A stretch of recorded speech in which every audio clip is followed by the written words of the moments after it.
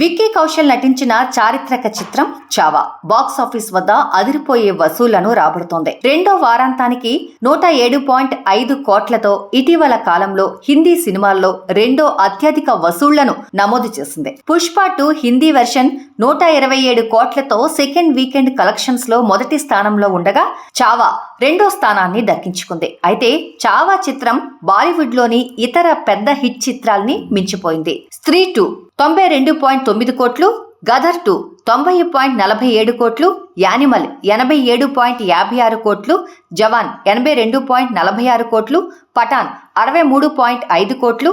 లక్ష్మణ్ ఉటేకర్ దర్శకత్వం వహించిన ఈ చిత్రం మహారాష్ట్ర వీర యోధుడు ఛత్రపతి సంభాజీ మహారాజ్ జీవిత కథను ప్రేక్షకుల ముందుకు తీసుకొచ్చింది. కేవలం 10 రోజుల్లోనే చావా 326.75 కోట్లు వసూలు చేసింది. మార్చి మొదటి వారానికి పెద్ద సినిమాల విడుదల లేనందున ఈ చిత్రం భారతదేశంలో 400 కోట్ల మార్క్ దాటి ముందుకు వెళ్లే అవకాశం ఉంది. ఇప్పటికే ఉత్తర అమెరికాలో $4 మిలియన్ వసూలు చేసింది. విక్కీ కౌశల్ గత సినిమాల్లో సంజు, డుంకీ తప్ప ఏ సినిమాకి కూడా ఇతర భారీ ఓపెనింగ్స్ రాలేదు. కానీ చావా మాత్రం తొలి రోజు 30 కోట్లను దాటి అందర్నీ ఆశ్చర్యపరిచింది. ఇది ప్రేమ కథా చిత్రం కాకపోయినా వ్యాలంటైన్ డే కారణంగా మంచి కలెక్షన్స్ రాబట్టింది. ఇదే దూకుడు కంటిన్యూ అయితే చావా ఈ సంవత్సరంలోనే కాదు బాలీవుడ్ చరిత్రలో అత్యంత భారీ వసూళ్లు సాధించిన చిత్రాల్లో ఒకటిగా నిలిచే అవకాశాలున్నట్టు ట్రేడ్ పండితులు అంచనా వేస్తున్నారు.